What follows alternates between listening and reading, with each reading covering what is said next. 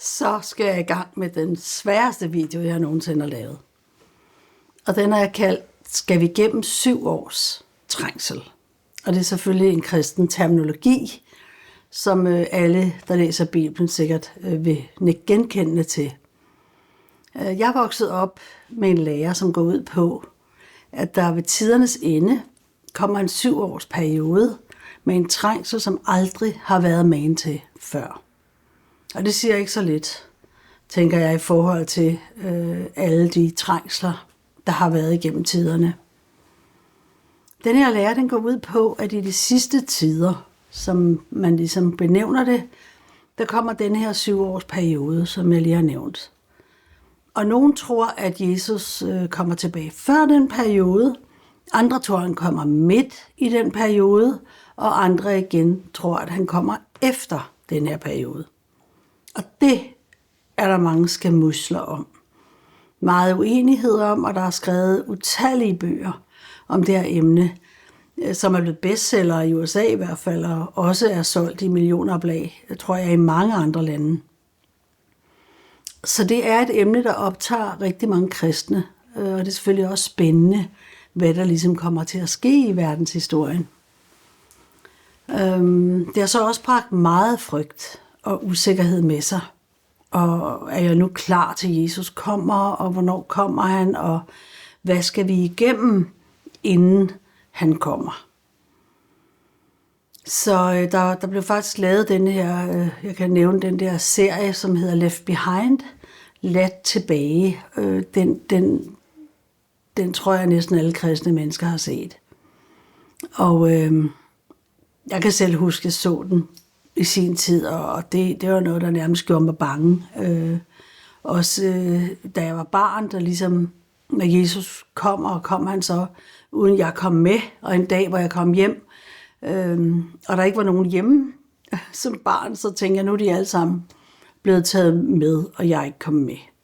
Men det er en lidt anden problematik. Men i dag, der bliver jeg nødt til at gå lidt ind i Bibelen, fordi hele den her lære omkring de 7 års trængsel, den bunder sig i Daniels bog fra Gamle Testamente. Og der kan I selv slå op og se med. Det er i hvert fald kapitel 9. Og det er der versene 23, 24, 25, 26, 27.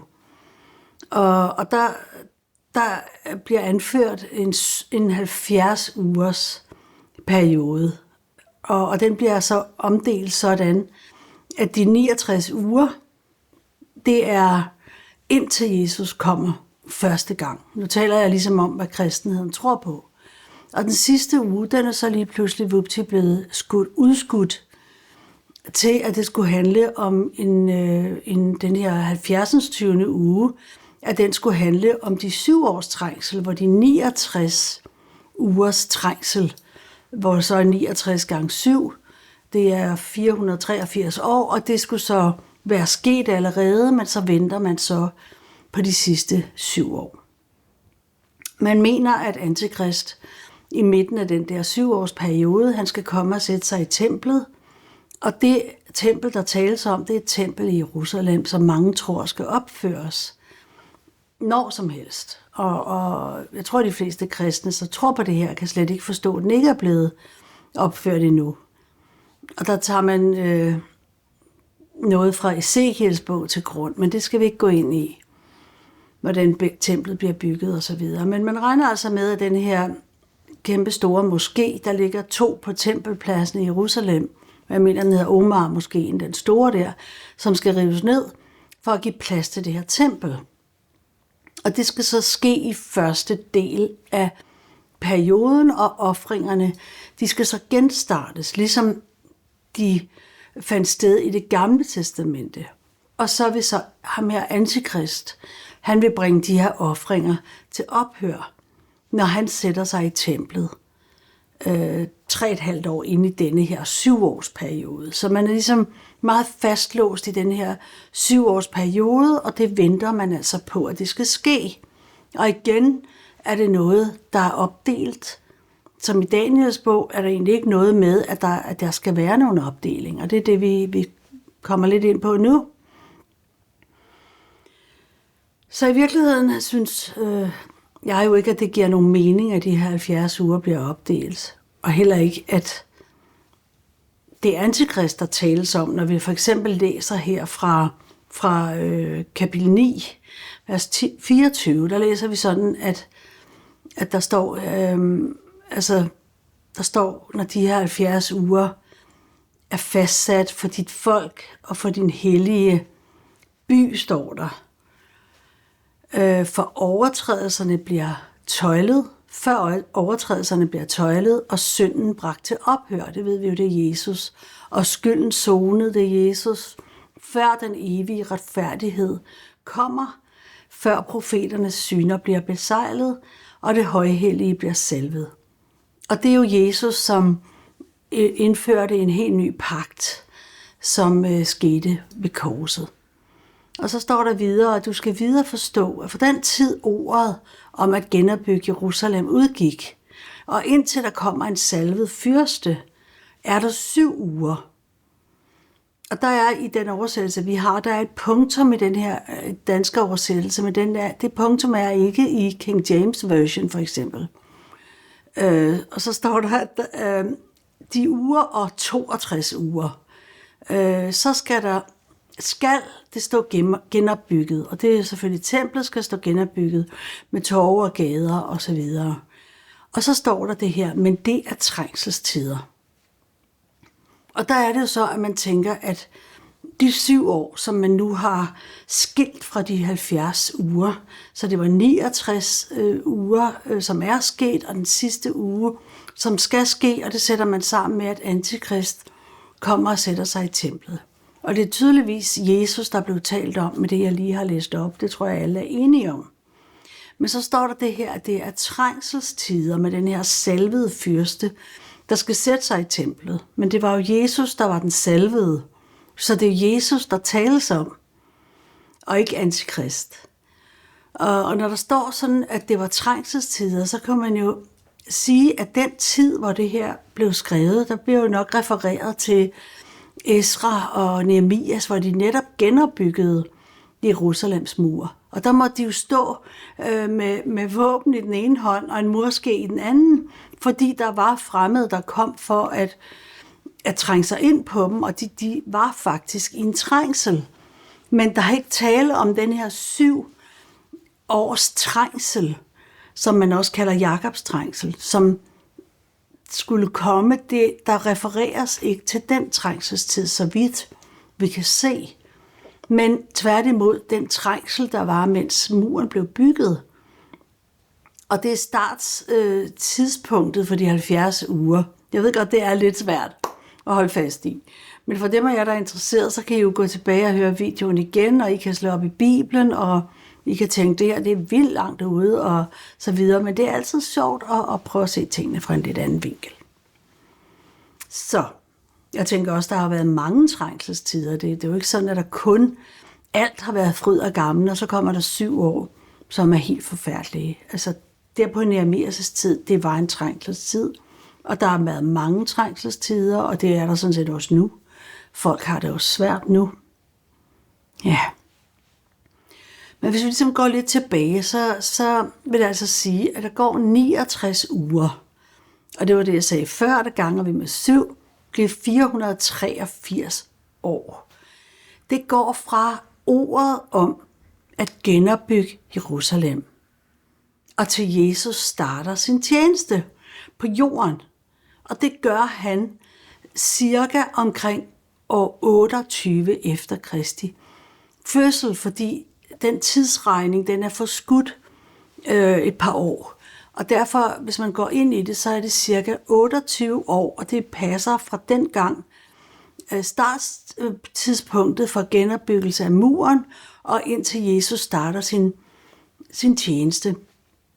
Så det er så starten på den 70. uge, som er starten på de sidste 7 år i denne her profeti, hvor Jesus så lider altså korsdøden, den lider han jo efter 3,5 år.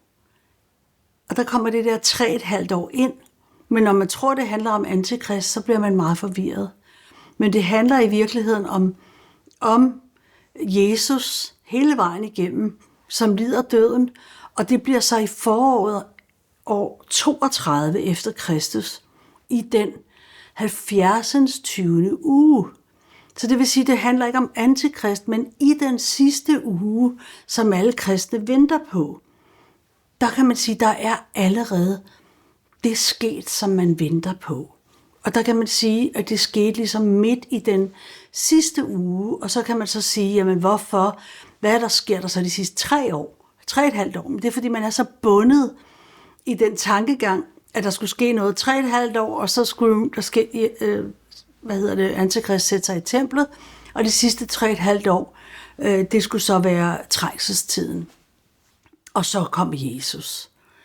Men hvis vi tænker på den her helt nye måde, så er det bare midt i den 70. 20. uge, at det her sker. Og der står ikke noget om, hvad sker der på hver eneste dag i den her 70. 20. periode. Men det synes vi ikke er så forstyrrende, at det skal fylde alting. Godt. Men jeg går videre i vers 27 og springer lige et vers over, for lige at tage det her vers først. Og der står altså, at han, og det er altså ikke antikrist i denne her forståelse, der er det Jesus, der vil slutte en stærk pagt med de mange i en uge. Og det er den stærke pagt, han har sluttet med, da han bragte forsoningen til sit folk. Så midt i denne her uge, der står der så, der vil han bringe slagtoffer og afgrødeoffer til opkør. Det er ikke antikrist, der kommer, og der bliver indført en masse ofringer igen, at der skal komme køer og lam og alle mulige ting ind i et tempel i Jerusalem. Det tror vi ikke på. Men at det var Jesus, der bragte slagtoffer og afgrødeoffer til ophør på korset. Det skete, da han døde på korset, hvor han blev jo selv offerlammet. Og det var jo det, jeg talte om tidligere, måske i andre videoer, at det var den gamle pagt, hvor der skulle ofres et dyr. Det er ikke den nye pagt. Hvis vi så går videre, så står der, ødelæggeren kommer. Og der kan man så sige, det er der spekuleret rigtig meget i, hvad ødelæggelsens vederstyggelighed er. Og det er ikke fordi, at jeg skal sætte mig til op og fortælle alle mulige ting, hvad det betyder. Man er fri til at tro på, hvad man vil. Men nu er det jo ligesom mig, der har den her kanal, og os, der har studeret Bibelen i lang tid. Jamen, så kommer vi med det her bud. Ødelæggeren kommer. Og det tænker vi, det er dem, der slog Jesus ihjel. Og det er tidligere benævnt med øgleyngel, og Herodes var en ond mand. Han var skyldig i, at Jesus døde. Saddukæerne var bag det her, og en del af farisæerne. Og der kunne man jo godt sige, at ødelæggeren kommer for at slå Jesus ihjel på vederstyggelighedens vinger. Det kan man bare sige, jamen det er en vederstyggelighed, det er pure evil, det er ren ondskab. Og det varer indtil den ødelæggelse, der er besluttet, står der, vælger frem mod ødelæggeren selv, nemlig Herodes og hans folk, hans øgleynglet, som regerer og hærger i Judæa efter, at de har slået Jesus ihjel. Og det fortsætter indtil år 70, hvor disse ødelæggere selv bliver ødelagt ved romernes indtog og erobring af Jerusalem. Det er i hvert fald et bud på det, det sker i 70. Så sprang jeg vers 26 over. Det kan jeg ikke lade sidde på mig. Så nu må vi lige tage det. Så der står sådan her, at når de 62 uger er gået, og det vil sådan set sige, at de 7 uger er gået, og så er de 62, og det vil så sige, at de 69 uger er gået. Så bliver han salvet fjernet. Og det er jo der, hvor man siger, at så bliver antikrist fjernet, når Jesus kommer. Men når det er Jesus, vi taler om, så er det jo Jesus, der blev fjernet ved, at han blev korsfæstet midt i denne her uge. Uden dom, uden at han havde gjort noget. Og byen og helligdom ødelægges af en fyrste. Og det er romerne, der ødelægger byen. De kommer jo ind og hærger byen. De kommer med sin hær, står der.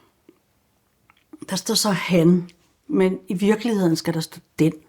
fra andre oversættelser, hvor der står, and its end is with a flood. Det står i noget, der hedder Young's Literal Translation, og i KJV, King James Version, der står der også, the end thereof shall be with a flood. Og det vil sige, at den får sit endeligt i en stormflod, i en menneskemængde. Det er besluttet, at ødelæggelserne skal vare indtil krigen er forbi, indtil romernes indtog er færdig, de er færdige med at hærge. Så emnet i dag med de 7 års trængsel, det falder ligesom rimelig hårdt til jorden, når man ser på det på den her måde. Og det er jo det, vi har gjort. Vi har gået ind og set på det helt med friske øjne. Og så har vi sådan set fået noget helt andet ud af det. Og det synes jeg er så dejligt. Nå, hvad skal der så ske i den tid, som kommer, og hvad er Bibelens vidnesbyrd om det?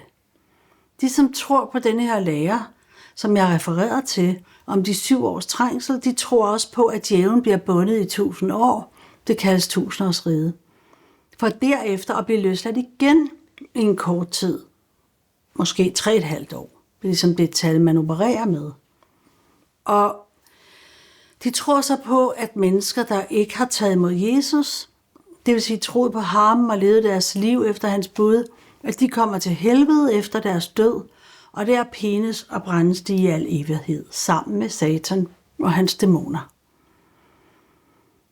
Vi tror på, at vi alle skal stå til regnskab over for Gud med vores liv. Men at ulydighed mod ham i det her liv, det ikke fører til evig fortabelse i form af helvedes flammer. Men at vi i det her liv ikke oplever Guds velsignelse, som vi var bestemt til. Vi tror på, at den her verden går sin undergang i møde.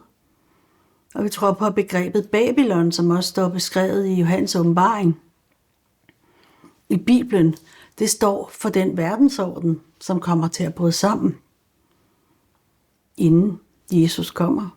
Vi tror på, at Jesus kommer tilbage for at regere her på jorden. Og der kommer en ny jord og en ny himmel, hvor retfærdighed bor. Og det er jo volapyk for dem, der ikke læser Bibelen, og som slet ikke tror på de her ting. Men det er der masser af mennesker, der tror på, læser hver dag og venter på, at Jesus kommer tilbage. Og der står så, at der vil blive en ny himmel og en ny jord. Og man kunne godt forestille sig, at, hvad skal man sige, som man siger, himmel og hav står i et, himmel og jord står i et, at den her nye himmel og den her nye jord, det faktisk er bare et sted, hvor retfærdighed bor. Så er det ikke noget med, at vi flyver op til himlen og sidder der og laver ingenting, men at vi kommer til at være på en ny jord.